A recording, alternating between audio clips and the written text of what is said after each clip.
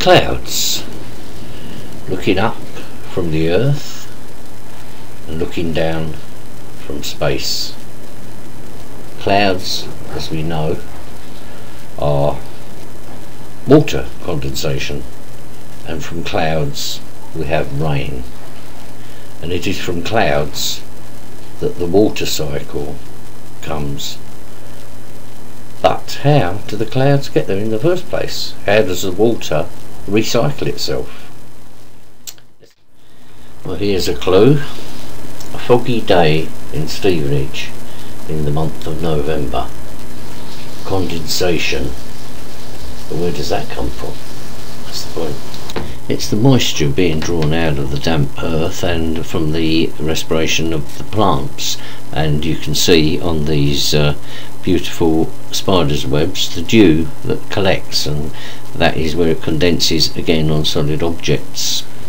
Then of course when it gets very cold, that dew freezes, and that is what frost is, and frost is nature's way of purifying the water and taking any impurities out before it's taken back up into the atmosphere.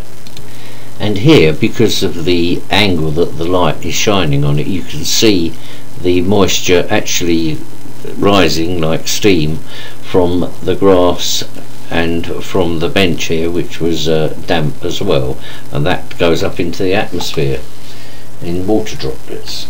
We were actually lucky to get this shot, and it was only my darling wife Nikki that told me to look out the window, and I caught it.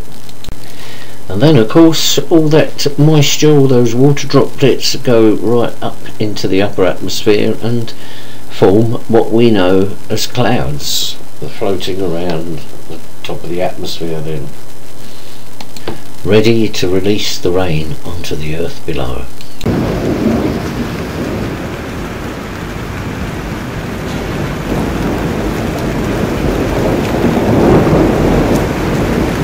So here it is, the rain at last.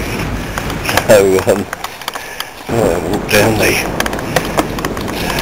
garden here in pouring rain. And of course all the plants, I loved it.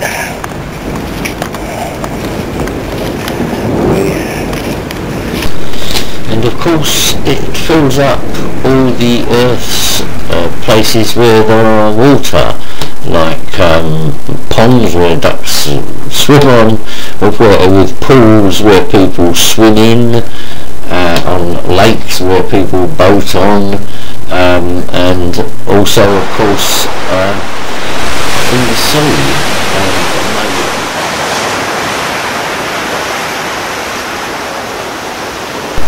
And of course here in the sea is where all life began on this planet, and we're lucky to have exactly the right conditions on this planet where oxygen and hydrogen come together as water, and water is present here in the form of liquid, as in water itself, as in water vapours as a gas, and also solid as ice. There's nowhere else on the solar system where water reacts in all those same ways, and it is that fact that has made it possible for life to be here on Earth. So nature's water cycle is very, very important. Thank you.